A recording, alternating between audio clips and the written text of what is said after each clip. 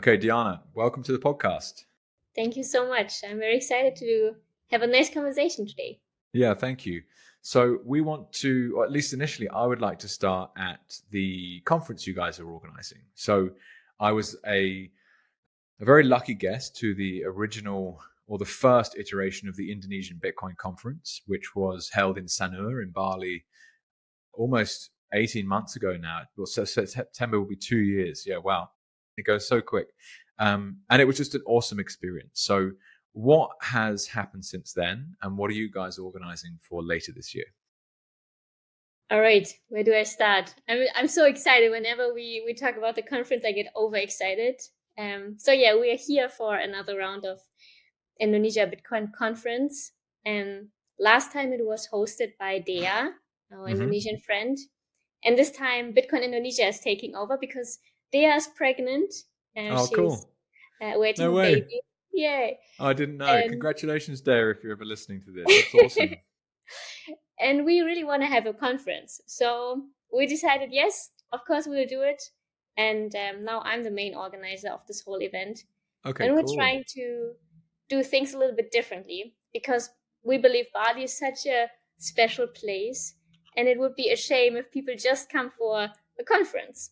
So what we are doing is we will turn Bali into a Bitcoin island and we will celebrate Bitcoin Week Bali. So a whole week of lots of exciting side events for the community to gather, to meet each other, to explore the island, to do some sports together. So we will have a women's brunch, some pedal nights, maybe some yoga classes. We'll have a spa day after the conference day, island exploration. So we really want that people have the best experience and really get a feeling of what it is to be a Bitcoiner here in Bali.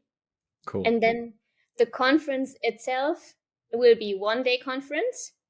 It's the main event of this whole week. And we try to make it a little bit more grassroots because what we are doing with Bitcoin Indonesia and the Bitcoin House in Bali is focused on the local people. So we also want to get the local people involved in the conference. Ticket prices for locals will be very low so that they can actually attend. We'll also have an Indonesian stage to give also all these great Indonesian educators and builders a stage where they can talk about their projects and discuss what they are interested in. And it will be a very Balinese experience. So we make it smaller than last time. Last time it was in a very fancy hotel. But this time it will be at the Bitcoin House. We rent the whole community hub. And yeah, 3 stages, lots of workshops, lots of opportunities to connect with each other. Not so much talking, more connecting. That's our goal. Cool. Sounds awesome. I've been very lucky to go to, I guess, a varying pedigree of events over the last few years. But obviously, I went to the first one. As you say, it was a 2-day event. We were in a big hotel in Bali somewhere. I've been to Bitcoin Alive in Sydney a couple of times. So I've been lucky also to be the MC of these events too. So that's an amazing role where I get to meet all these people that I've generally kind of, stumbled across online and like learning about Bitcoin, like what is this stuff? And suddenly you find you've got a microphone, you're on a stage and you're introducing people. You're like, whoa, like I envisaged that happening, but it happened much faster than I expected. And it's like, oh, is that actually manifestation happening in real time? And it's this kind of crazy thing. But that sounds amazing. And so the other thing, you mentioned so many things I want to ask about, but just to stick on the conference that's upcoming then. So what your recommendation is come for at least a week and take a holiday in Bali and test out these different events that are going on, or equally, find places that you want to go and visit as maybe you go with your partner or some friends, because Bali's awesome. I've been lucky to spend now many trips, and if you're into surfing, if you're into food, if you're into hiking, like one of the best parts actually of the previous experience I had as the MC of the Indonesia Bitcoin conference was actually on the final night. We got up at like 2:00 in the morning and took a bus. And is it Mount Batur? Is that, yes, have I said that correct? Yes. So we hiked to the top of the dormant volcano and saw the sunrise. And actually, having spent a couple of days at the conference in and around a lot of the other guest speakers, or maybe met them in a very formal kind of environment, which is like literally on a stage with a microphone, or with like a lanyard on and a name and stuff. Suddenly you're just like hiking up a hill, and it was such a nice shift in energy and environment to spend time with people that you would just never have otherwise met, because obviously Bitcoin's for everyone, and that's what you see at these events. Yeah, 100% I agree. I always think that the side events are the most fun part of a conference, because if you're in a more casual environment, then you really build connections with other people. And this is what we're trying to achieve here.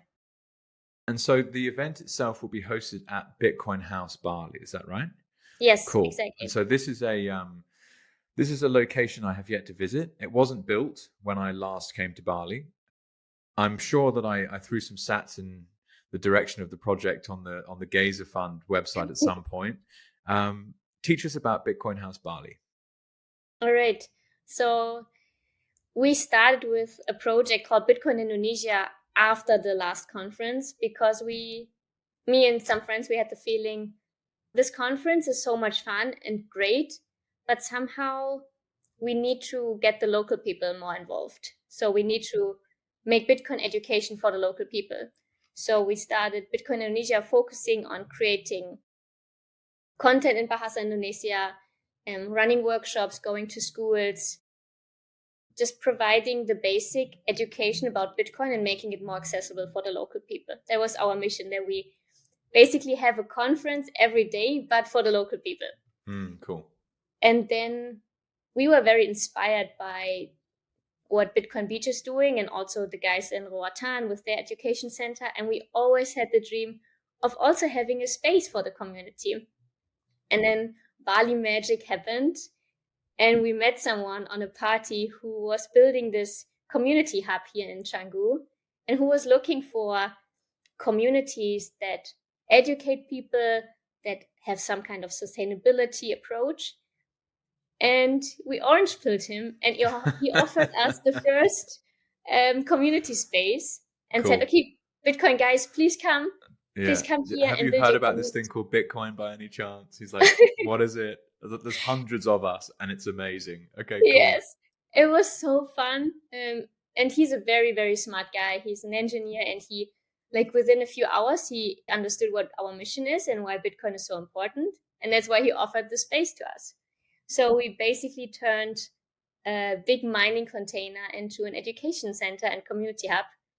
And we want that people have a space where they can learn, where they can ask questions, where they can make mistakes, and just have a safe environment to learn and grow. So we have a little library there. They can rent out books, and we have lots of hardware wallets and mining devices so that they can actually like see and touch them and try them out. We run workshops for beginners, for kids, for developers. Lots of meetups are happening there. We are teaching them my first Bitcoin. And it became just a nice space to hang out and to meet people. And it seems then a very natural location to host an event. What I guess I'm struggling to get my head around is like, it really was like a proper hotel job. How many people do you expect to come this time around? We're targeting around 250 people, because we want to make it smaller and more exclusive and more intimate. So it will be definitely less people than last time. But we are providing all these side events. So if more people are interested in joining, of course, they can attend the side events, but the conference itself will be smaller than last time. Cool. And that makes it much easier to organize as well. Yes, not that it's not going to be a lot of work. Well, that was the intention, and now you've actually got a 7-day event. Yes, the idea was, okay, yes, Thea, we take over the conference, no problem. We will just do one conference day, very small, very easy. Yeah. And now when you start something and you're so passionate about it, it gets bigger and bigger. And now we're having this full week of events. And it's crazy, but also it's so much fun. I love it. And so teach me, Diana, about, let me give you an example. Mm-hmm. If I'm correct, his name was Ronnie. So shout out to Ronnie. And he was a cab driver in Bali, and he drove me from Sanur down to the south, where I was meeting with my wife and kids after the event. And I took his number and we texted a bit, and maybe he picked me up one more time. I can't remember what happened, but inevitably you're kind of in orange pilling mode anyway, right? And so you're like, I'm here because I'm at a Bitcoin conference. And he's like, what's that? And you just start talking to people, right? And the local Indonesian rupee obviously is inflating just like any other fiat currency. And Indonesia's the largest democracy in the world or something. Is that, am I going completely mad? Democracy. Yeah, but what is, there's some crazy stats to get thrown around, but it's a massive country. It's the fourth most populous country in the world. There you go, fourth. And democracy wasn't right. Absolutely not. But because I even met like the trade minister and stuff at the event. I had to introduce him on the stage and stuff. I can't remember his name now, but he was a very nice guy. And you're like, wow, imagine what it would be like a country this big, where financial services, they actually function better than I think people realize, but there's still a massive amount of the population that might not even have access to a bank account. And equally, the average person just doesn't have savings. And Bitcoin's a savings technology. It's permissionless. You can sign up as long as you've got an internet connection. You can have a wallet in minutes, and you can send, receive, and store value. So what does it feel like on the ground in Bali for Balinese when it comes to Bitcoin? It's difficult. So Bali was originally a Bitcoin island around 2014. All the people decided that Bitcoin is the money that they want to use, right? There were so many foreigners coming here, was very open-minded. And there was a big community. There were many, many merchants that accepted Bitcoin. And you could go to Indomaret and just buy Bitcoin. It was crazy. Like, the adoption here was so big. But then the central bank decided that that's not the way they want to go, because if nobody wants to use the Indonesian rupiah in their own country, and there's no other country that's using Indonesian rupiah, they have a problem. So they teamed up with the national police, and they went from shop to shop and shut down everybody. Wow. And right now the situation is that, or the legal situation is that you are not allowed to use any other currency besides the Indonesian rupiah to make payments. So even if you use the US dollar or euro, stablecoin, Bitcoin, whatever you want, as a form of payment, then you can go to prison up to 2 years. Wow. And does that get enforced? Sometimes, yes. Wow. Especially, so I would argue that especially foreigners have to be cautious to not get deported. So maybe you don't end up in jail, but it's very likely that you have to fly home, or you have to bribe someone to stay in the country. Interesting. Yeah, because I remember now I had to sign paperwork as part of my visa to state that I was on a business trip rather than just coming in as a tourist. That's probably standard practice perhaps, but it's more just that now you're telling me this, I'm like, oh, okay, so what, we're going to turn up in Bali and start paying in Bitcoin and, boom. I mean, that's a very, very serious penalty for using free market money. Wow. Yes, and that just shows that they are afraid. Yes, of course. And it brings the people into a very bad situation because inflation is rising. Currency restrictions are getting tougher and tougher. Banking system is super weak. There are so many banking scams, and banking fees are high. If you travel from one island to the other, you cannot take your money with you.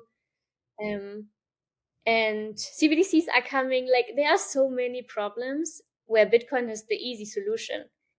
And these kind of laws are just very bad for the local people. However, the community is always stronger, in my opinion.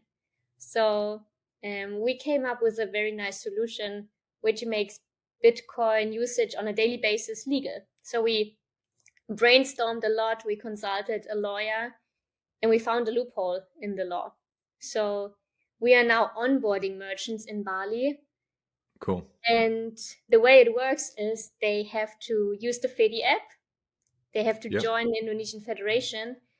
And with this, they become part of a closed system. Yes. And we don't say you pay in Bitcoin. We just say you redeem Bitcoin. So basically, Bitcoin becomes our community points, Starbucks points, at Starbucks. Yeah. Starbucks is not a currency, right? It's not a threat Yeah, to it's the it's Indonesian it's your air rupiah. miles or your Yes, club card points. Yes, exactly. exactly. And our club points are Satoshis. Very easy. Wow. How interesting. And so number one, like the free market always wins. So like great example of that. So there's a workaround. Of course there's a workaround. So now it's about distributing that information in a suitable way that doesn't get the loophole closed, but enables people to get better access to what's, a transformative technology. Yeah. And it strikes me actually, Diana, I remember so well as I was meeting all these people and I was watching all of these different, because as the MC over 2 days, I sat at the front of the conference the whole time because I had to introduce people on and off the stage. And it was actually quite funny in hindsight that I did it on my own for 2 days. There's a lot more stuff to do than I originally realized. And that's okay. I did it because it was an amazing experience and I learned so much. But it was, there was communities there from not just Indonesia itself, but obviously you had lots of people like myself who were based in Australia or New Zealand who'd come up for it. But then it was actually the rest of Southeast Asia. So you had people from Singapore, Vietnam, Malaysia, Philippines, and Thailand. I got to meet all these guys and they all had respective kind of mini economies in their own countries. And you're talking about millions and millions of people living in areas with pretty poor financial infrastructure at best. And I just got this incredible thing. It's like, God, you've got to kill every single one of us to kill this thing, Bitcoin. Yes. Right? Like the cat is out the bag. It is being used. When you get someone who comes along and says, oh, Bitcoin, you can't even use it to buy a coffee. It's like, well, I'm not going to bother talking to you about it because you don't know what you're talking about. Go to a Bitcoin conference in Asia and see what's actually happening in all these different countries. So I'm sure that they've also faced difficulties from local government, and they probably found similar workarounds. How is that process going then of introducing that, and what's it been like using Fedi in particular? What's the benefit of using Fedi? Or what's it been like, just the experience of using Fedi? For us, Fedi is a game changer because it's the only way right now how we can use Bitcoin on a day-to-day basis here in Bali. Wow. It was And can you explain to me why that's the case? So the law is obviously pretty clear. Like you can't use anything but the rupiah to pay. And so by using the Fedi infrastructure, you're basically you're almost like you're a derivative of the money. So you're not actually using it. But then the way that Fedi's built, to my understanding, this is what I'd like to learn more about, like how does Fedi actually work, is that it's because it's a bearer asset, they're able to, it's just much more effective essentially. Yes. What's your experience with Fedi been like and how does it work? So it works like this, that we have the Indonesian Federation. So in Fedi is built for communities. The whole idea is to empower communities. So we have an Indonesian community federation inside the Fedi app, and you can only access this federation via an invite link, or if somebody shows you the QR code. So it's a closed system. And this I actually think I was part of it at some point. We were encouraged to download it at the conference. Yes, we were pioneering this at the conference, right? And with this, we make sure that it's not an open system and therefore not a threat for the Indonesian rupiah, because it's only for the community. And we just send Bitcoin within the community from one person to the other. And also merchants can be part of this community. So in this case, we just limit the usage basically a little bit for Bitcoin in Bali. And we say it's only for Bali. So we try to focus this a little bit and to grow we don't say circular economy, we say closed loop system. Yes. But we grow it in Bali and see how it works. So it's nice. I mean, Fedi is a very new solution. And of course, there are lots of bugs sometimes. And we report this and we somehow develop the application together with Fedi, which is a very exciting experience. And they've been very supportive. So it's just an exciting journey to try this out and to find ways to make it work somehow. And one benefit of Fedi is also that you can add mods. like little applications to your federation.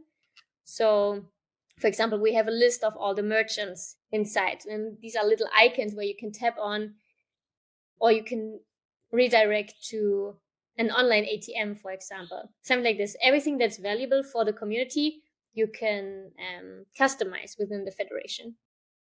Cool. Gosh, it gets my brain firing away. But I met Obi only very briefly at the conference. Awesome to meet a character like that, to be honest, who's built multiple businesses in the Bitcoin space. Yes. And he was literally there taking product feedback. So he was watching people using the technology and was writing down as much as he could about what was working and what wasn't working. It was actually very impressive to see the speed and the quality of the work. Like, he was operating at this level. You're like, fuck me, this guy's not screwing around. But so cool to see the traction consequently. I had no idea this was the case. What an awesome story to have kind of stumbled across. Yeah. And it just really just hammers home how, again, anyone that our Bitcoin won't work because it can't scale. You just cannot get enough transactions through those small blocks. It's like, yes, okay, that might be true in terms of actual throughput, but you can create additional layers. And this is essentially an example of that. Yeah. And it's not Lightning, it's something completely different that is actually great for the use case that you guys have, where you can call it, as you say, closed loop. Oh, gosh, how fascinating. And so for people then that are thinking about making a trip up to Bali, talk a little bit about some of the additional events that are happening around the conference. So we will start with Bitcoin Educators Academy from MITH. They are coming to teach us, our team, some community leaders from Indonesia, how to be better Bitcoin educators. And I think this is very exciting to level up our skills, because so many people, they understand Bitcoin, but for them it's so hard to explain it in a simple way and to find easy examples. So I think this session will be very valuable for us and for the community. And then on the 4th of September, we will have some surfing, yoga, women's brunch, maybe a speed dating. And this is why not? Why not? We will call it proof of love. Yeah. So there are so many people that are single and are looking for the right person in the Bitcoin space. So maybe it's a nice or fun way to. I think it's a great idea. People, now people are going to get on the plane from all over the place to be heading to beautiful Bali to come and play that game. And so, Diana, I'm intrigued as to then, so yourself personally, so you mentioned just before the call that home was originally Germany. How did you end up in Bali, and how did you end up so into Bitcoin? So I learned about Bitcoin the first time, I think around 2017. And my boyfriend told me about this new thing where we should put some money in to retire early. Unfortunately, we also put lots of money in other coins. So that was not a good deal. But yeah, during COVID, we had lots of time to learn, to think about it, and to fall down the rabbit hole, because we noticed, wow, all the coins went to zero while Bitcoin is still there. Why is that? And also, it was a time, I think, where we all changed a lot and thought about the system and government and inflation and all of these topics. So it was a very transformative experience for us. And back then, I was working in the management consultancy. I was super depressed, hated my job, was working nonstop, late in the evening. Wow. And somehow I thought, wow, there should be more in life than this. I'm so young. I want to see the world. I want to have a happy life. And at that time, we decided, okay, we need to change something. We will quit everything. We will quit our jobs. We will sell everything that we have. We'll put everything in Bitcoin, and we will start traveling and see how other people in the world are living. I'm starting to smile. How epic. And yeah, one of the first destinations was Bali, because before COVID, we were in Bali and the first time, and we felt so in love with this place. So our dream was always to one day come back and check if it's really that beautiful, how we had it in mind. And yes, it's still so beautiful. So we spent, I think, around 2 months here, and then we continued traveling. And we went to lots of other countries in Southeast Asia mainly. And we learned how people are actually using Bitcoin. So, for example, if you go to the Philippines and Boracay, they're using Bitcoin on a day-to-day basis just as a form of payment. And that was so inspiring to see that people don't see Bitcoin as a form of investment, but as a freedom tool and as a daily money. Long story short, we continued our travel, but at one point we said, okay, why are we doing this? We actually already found our place. Let's go back to Bali and settle there for some time and see where this takes us. And then we got involved into the conference. We started writing a book about Bitcoin for Indonesia.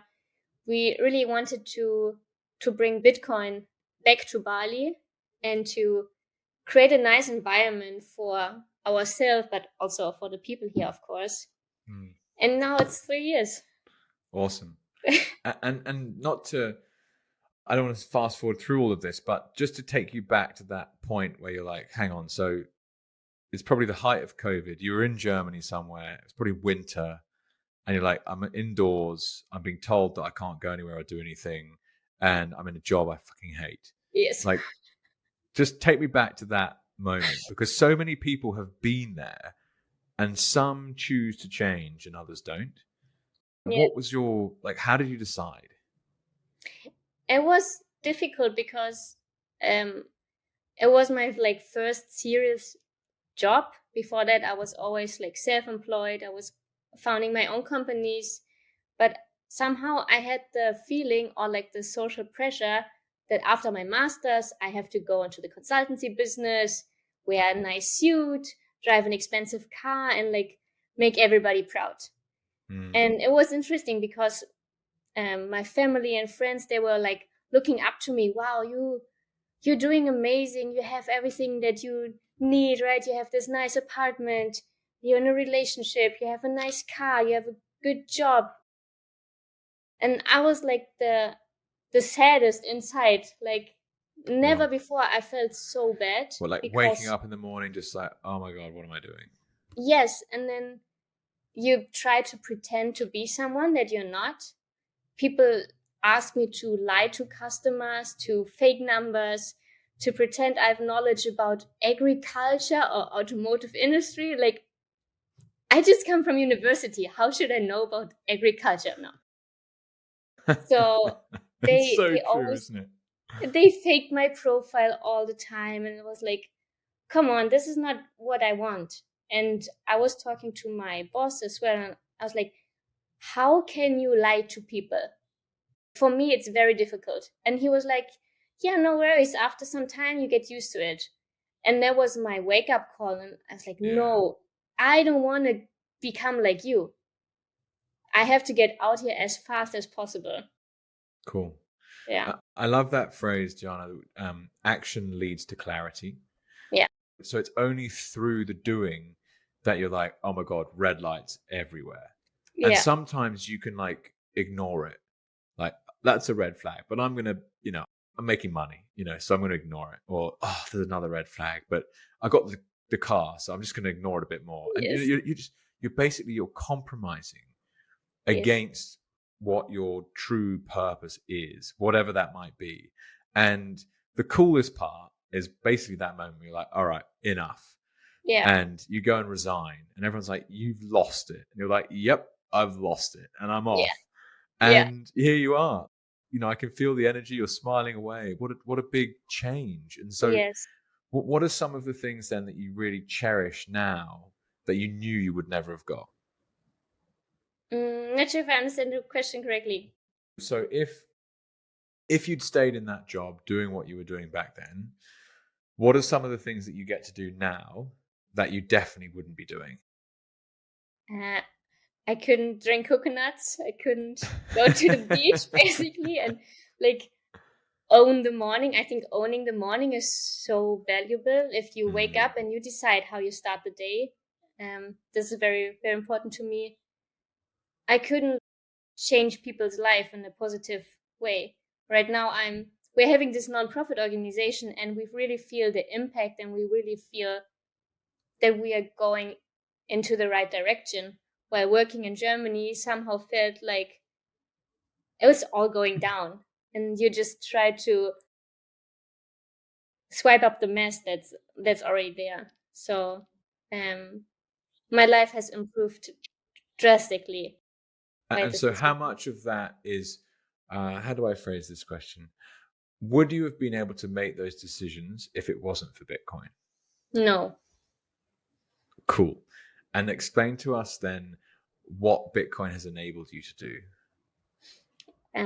So for me, Bitcoin is freedom in many, many ways, because thanks to Bitcoin, I have a freedom of choice where I want to live and how I want to spend my time. And Bitcoin gave me lots of time where I don't need it to work, because Bitcoin was working for me. So keeping my money in Bitcoin allowed me to travel, to take time for myself, to work on myself. Oop, I have this new sorry, I have this new table where you can adjust the height, and now it was just going up. It's, it's saying hi. Yeah, so I think that these are the most important things, that it gave me freedom to move wherever I want and take my wealth with me, and also to buy me basically time to travel and to explore things and to talk to people and to work on myself and to find a way where I want to put my energy in. And now, like when I learned about Bitcoin deeply, I knew I want to spend my time on Bitcoin, because for me it was the most valuable thing I can put my energy on. And because I was, how do I say this? I was concerned about so many things in this world, like inequality. I was concerned about the environment. I was concerned about inflation, that people are not happy anymore. So many things. And then it all came down to the money system. So I knew I wanted to work on Bitcoin. And I'm happy that I found my, people call it ikigai, but it really feels like this here in Bali. Fantastic. And well done, because it's not without a curious nature. It's not without a sense of willingness to take risk. It's not without risk itself, right? I mean, what if you were wrong, right? Yeah, You could have bought all this Bitcoin and it could have just disappeared. And you may not have found this happier place. yeah. I mean, I have to admit, I come from a very privileged background. So even if I would have quit my job and put my money in Bitcoin and travel and then notice, oh shit, this is not going in the right direction, I could have always go back home into a like German security system where the government pays you unemployment money, will give you a flat, and will take care of you, right? So for me, it was, yes, I took some risk, but I don't want to like. Well, Not no, everybody Diana, can but make don't this. don't be unfair on yourself, because Yeah. I was actually talking to shout out to Daniel Prince. He Yes. was a very influential person in my life at a particular time that's very important for me, and um, he came on my old podcast and he talked me about like when he, after 16 years as an FX broker, decided to quit, and he'd read Tim Ferriss's 4 Hour Work Week book, Mm-hmm. and the particular part of that book that he loved was called Failure Setting. And so often, and I encourage anyone to go and get the book, and actually don't read any of it, just go to the failure setting section. It was very effective for me as well. But like you've got these dreams, aspirations, visions, and we don't do anything about them because they're like too risky, right? Yeah. And if you go and do some work, which is essentially like, what's the worst thing that can happen?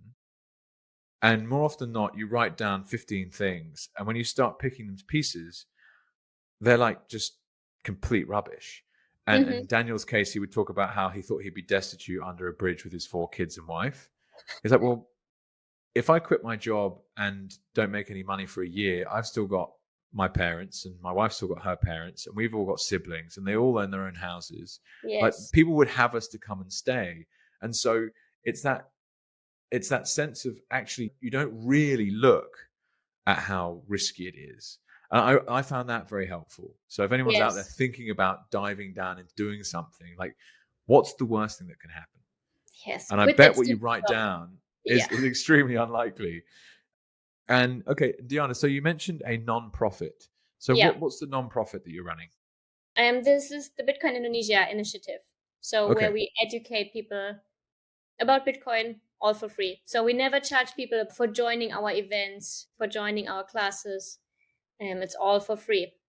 Cool. And actually, I think it was the Bitcoin Indonesia website that I was able to send to Ronnie that was obviously in Bahasa. He's suddenly like, oh, sweet. Now I can see what's going on. Yes. How cool. And so, okay. And on top of that, then, well, let's stick on that for a moment. So how do you run a nonprofit? Are there many people involved? And do you have to raise finance somehow to get the whole thing to actually function? Just teach us a little bit about what life is like running a nonprofit. So when we started, we were so passionate about everything that we used lots of our private money to make this happen and to build the Bitcoin House, to print all these materials, to go to schools and run these workshops. So in the beginning, yes, it was our private money. We started with 4 co-founders, and now we have a core team of 6 people, and Indonesia-wide, it's probably over 20 people that are working on this project, because we are having 36 meetups every single month that are happening across Indonesia. Wow. So It's a big team, and definitely financials is the biggest problem, because when you start a project like this, nobody really knew us. So we did not really have a reputation. We had no proof of work. We were just like 4 passionate Bitcoiners that wanted to change the world. So you first need to earn trust before you can apply for grants, for example. So what helped us a lot was creating the Geyser Fund, because via Geyser, you can just get some money in from the community and people buy into your project. They don't really care about yourself, right? So it's easier to get some money from the community to get started. And then you can do the proof of work and apply for grants. So nowadays we are funded by Human Rights Foundation, Block, OpenSets, and Paystand. These are our big donors. Interesting. And so do you have to have a kind of annual meet with those kind of organizations and update them as to what you've been up to? And it's essentially it's a no. Well, they're probably different structures. So do you just literally just get a grant with no ties, or they say, here's some money, but you must do X, Y, Z? The way it works is that you write a proposal and you pitch them what you want to do and what money you need to buy things, to print books, whatever it is. So you write down milestones and then all the costs, you're like budgeting. And I write a monthly reporting for all of these grant givers to keep transparency. They don't really request this. There's lots of trust involved. Yeah. Some request a quarterly reporting, but I just do it every month because also we like to see what we have achieved in 1 month. Yeah. What are some of the most important metrics that you're following each month? So we write down how many meetups we organized, what kind of workshops we hosted, what kind of content we've created. Sometimes we write books, we write articles, we translate applications, we open source everything, and how many merchants we've onboarded, all of these things. It's really cool, actually. And it's getting me thinking, because labels are annoying at times, but I am an investor, and I've become an investor over the last 15 years because of the personal situation I found myself in, which is a story most listeners will have heard, but you may not have done, which is that my father died, sadly, when he was only 48, and he was a wealthy guy. I inherited his property. which we then sold. And so I basically received an inheritance in my 20s. And it's like, well, what do you do with it? And I went down this whole journey of trying to figure that question out. And eventually, Bitcoin just became this bigger and bigger and bigger and bigger part of it, to now where it's like, well, the portfolio shows Bitcoin at 80% or something of everything else. And I go to conferences and I have a podcast, and it's become this extraordinary thing where it's become a huge part of my life. And it's because it's incredible at what it does. As a savings technology, you don't need to be an investor. You're not taking risk. It's just money. No one can take it off you. And it's incredibly important technology. But I have spent time doing things like angel investing. So you take money and you're putting capital into early stage startups, for example, or you could buy equity in a publicly traded company, etc. There's lots of different ways of doing things. But to my mind, what you're just describing, that is philanthropy. So it's how philanthropy should be, not some kind of gazillionaire who has a personal agenda where they're able to own equity in a bunch of companies that they then get regulated into existence because of, before we even need to go down that rabbit hole, right, of like punting fake food at people and everything else. This sounds awesome. So essentially, people are out there that are willing to give funds to Bitcoin-oriented projects, and they can do it through the Human Rights Foundation, or they can do it through OpenSats, for example. Yes. And because it's very, very, very hard to outpace Bitcoin. So Bitcoin's the hurdle rate. So if anyone's out there that's got an investment opportunity that might outpace Bitcoin, tell me, because I'm interested. But actually, maybe another way of looking at this is you just sit on your Bitcoin stack, and as it grows in purchasing power, whatever the increase might be that you don't need for daily life, well, you could funnel it into someone like Bitcoin Indonesia and yourself, Dion. So it's a really cool thing to hear about. And the more professional a product you create, the more capital you will attract. So a monthly report, for example, how cool. I'd love to know what, I can send you some if you're interested. Yeah, absolutely. Yeah, why not?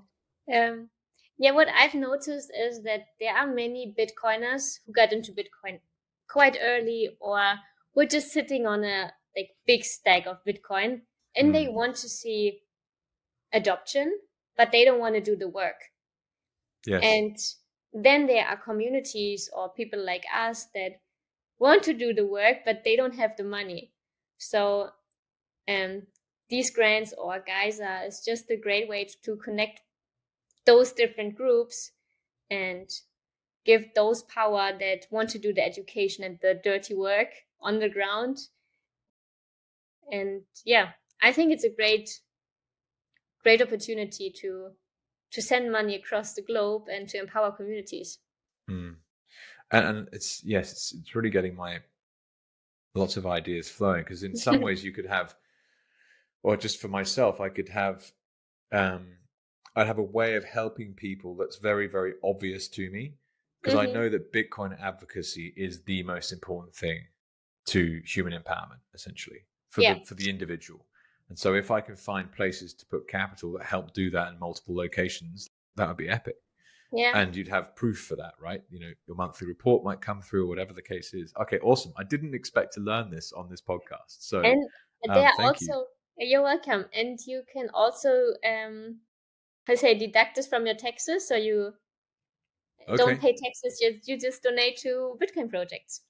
Yeah, cool. Okay, so there's a tax efficiency play as well. Yeah. Well, let me speak to my accountant about how this might work. And it's funny because you mentioned earlier, I can so see this as well, and I was guilty of this too. So I was in my late 20s. I was working in the shipping industry. I was living in Singapore. I was helping move vast quantities of raw materials around the world, like iron ore and coal. And I grew completely jaded with my job. And I was looking closely at technology. I was like, wow, you can now put a solar panel on a roof in an African hut. Like, you don't need a coal power station. You don't need to dig it out of the ground in Australia and ship it to China and burn it to create electricity. Like, this is just mental. At the same time as consuming a lot of climate change type stuff. So this would have been about 2015, 2016 type era, 2017. And at one point, I made some very big life decisions around, I want to only work on sustainability. Like this is one thing that I had to go and do, and above all else, that was the most important. Now I still flew all over the place. I still like individual actions didn't necessarily change, but I thought that I could use capital and my career to influence things. And Bitcoin came along and basically hit me like a ton of bricks. And in hindsight, I was just an idiot about like what was actually going on, to be honest, where it's like, if you use a plastic straw or not, it's not going to change anything. If there's inflationary monetary supply, it completely screws with the long-term thinking of people. And when I came across time preference, I was like, hang on a sec. And because I'd been looking for like technology products that disrupt, like disruption was something I really understood. And when I first heard the phrase Bitcoin disrupts central banks, I was like, whoa, that is spicy. What does that mean? And then 2020 happened and all the craziness with the money printing, etc. Plus MicroStrategy start buying on their balance sheet. It's like, hang on, think of all the lawyers they must have, all the accountants they've got, their stock listed company, and they just did it. This is a big deal. And that's really where I started taking a lot more professional attention. But I'm just re-envisaging myself. It's probably similar to yourself, in a suit, working for a consultancy with a nice car, worrying about all these things that, you're reading it from someone somewhere. Yeah. Inequality, what a nightmare. And you're like, oh, I must do something about this. But every day you go to work for a large corporation of something. Yeah, it's so. And it's like, it doesn't make sense. Where am I going with all this? Like, Bitcoin fixes this. 100%. Right? What you just said resonates so much with me, because me and my partner, we used to go to the beach in the morning and collect trash, like plastic from the beach. And then on the next day we came back, it was all full again. So we started again. And at one point we noticed, what are we doing here? This will not change anything. We better go to our Bitcoin house and we educate people about solid money. And this will, in the long term, change problems like this. But if we only focus on these tiny things and do not change the whole system, we will not have impact. Again, to talk about time preference, like you're able to zoom out and think about things on a more long-term basis as a result of sound money. And Bitcoin is the latest iteration of sound money. And so you adopt Bitcoin, you adopt sound money, you adopt a low time preference thinking. 100. And what that means is you think a lot stronger about how you spend your money, just to start with, right? So normally you get your $100, that pair of Nikes is going to be 120 next year. So I'm just going to buy them now. And so the inflationary monetary system pushes consumerism to levels never seen before. And the whole system is incentivized to spend today rather than save to tomorrow. But when you get closer to Bitcoin, you're incentivized to actually not spend, but save for tomorrow. And people are always like, oh, you can't have that, economy will die. And it's like, well, I still spend, but just on different things on different time horizons, right? Yes. Stuff is still valuable to me at a certain price point when my objectives change. And that whole idea of value being subjective, it really hits home so hard. But what you've described here, I think, is so cool, is there's people out there that will call them human rights activists, but they use fiat currency. Yeah. You're like, that actually doesn't make sense, guys. And here's why. And normally they'll be like, you're talking about Bitcoin, it's a scam, it boils the oceans, you know what I mean? And they're just not interested. And that's okay. Yeah. But if you did make donations or grants or whatever the right phrase might be to, 5 or 10 organizations around the world building stuff like yourself, you're going to have an impact on inequality. You're going to have an impact on financial privilege. You're going to have an impact on individual choice. Yeah. And I mean, how incredible is that versus what the charity system works normally? Wow. And have you found it difficult raising funds?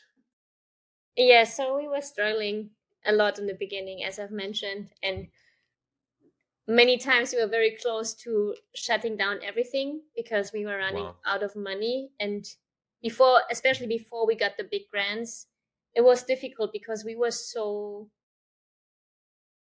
pushing so much and we had so many ideas and we were like overworked spending our private money, and like then you sometimes question yourself, why am I doing this? This is stupid.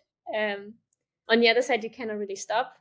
So yeah, raising money is not an easy task. And also with these grants, they are mainly 1-year grant. So they give you money for 1 year and then you have to apply again. So also this month we need to apply for new grants to secure our project basically. And it's hard for you to think long term and to grow a team if you never know how long you can pay them. So this is a big challenge for us. Interesting. We don't want to stop, but yeah. Well, put it this way, I'm very confident you'll find the money. One thing I'd love to get your view on is you take a step back and you start to see the world for what it is. The incentive of the money printer creates a whole lot of misalignment that affects the healthcare system, affects the education system, and absolutely everything it touches, including the world of charity. Mm-hmm. And even the idea of a philanthropist, I think, is being completely bastardized into this basically like multi-billionaire type, I'm going to play God and you're going to praise me for it type thing. Yeah.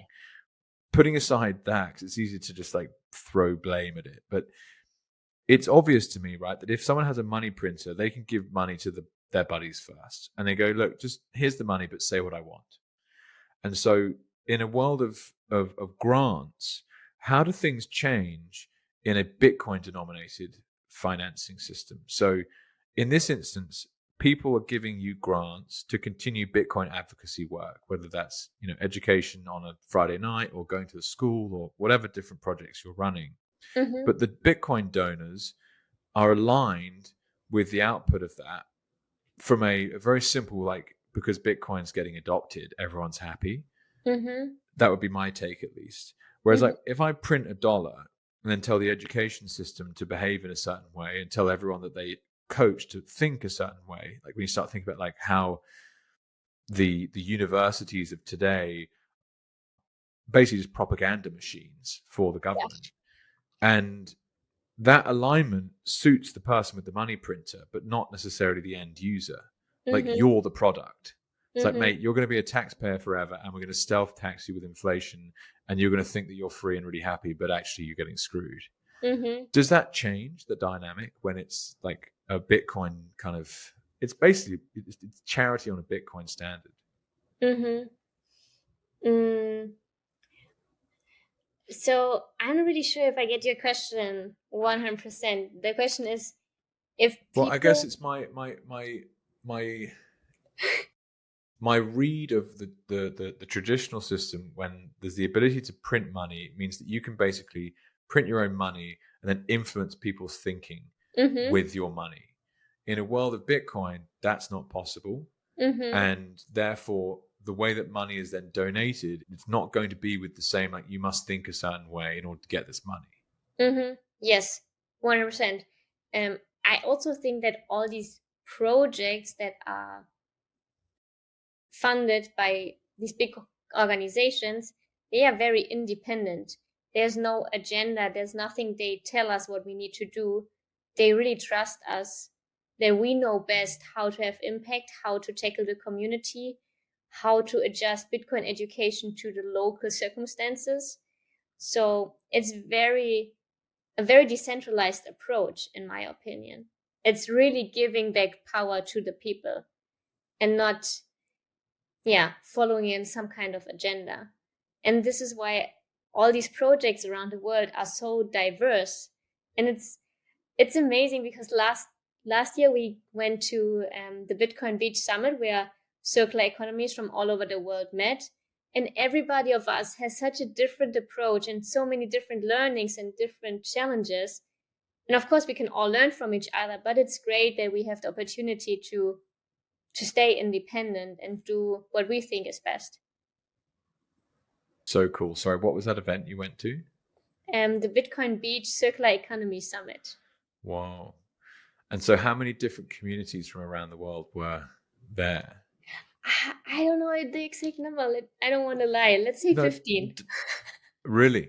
Yeah, it was a very, very diverse crowd. It was very cool. But again, so fun to see how, like, it's just so bottom up, isn't it? Bitcoin. It's just being adopted at a local level, at an individual level, and that kind of that manifests in different ways in different locations. Yeah. Awesome. And well, Diana, thank you so much for your time. Oh, please carry on. Yes, no, you just mentioned that in the current school system, people just learn what basically the government wants them to know. And I never really, like in Germany, we always had discussion in school. I don't want to say that the German school system is the best, but we were like taught to be open-minded and to have different opinions and to argue and to stand up for our opinion. And then we started teaching my first Bitcoin here in Bali, and there were lots of local students. And for them, it was the first time in their life that they had discussions in the class, and that they had to argue, and then we were like comparing things and asked them, what's your opinion on this? And they told us this is so different to what we're used to, because they always read the book, they learn by heart, and they repeat. Wow. And only this was like, for me, one of the best experience I had here, seeing that people get the chance to argue and to get a new point of view on topics. Cool. Yeah, and that's it's just, yeah, it's very, very empowering, isn't it? Yeah. Cool. And it's well, yes, I don't want to give that such a broad statement. It's been very empowering for me. And when I see it in myself, I can start seeing it in lots of other places too. Yeah, cool. Okay, well, Diana, I wish you the very, very best of luck with the conference, and everything you're building sounds fantastic. So if people want to reach out and find out anything, or just get in touch, what's the best way for them to reach out? Maybe via Twitter. So my personal account is Bulle Bitcoin, or you find us with BTC House Bali. And we'll link that in the show notes as well for anyone that needs to find you. Well, thank you so much for your time, Diana. Thank you. It was so much fun talking to you. Thank you.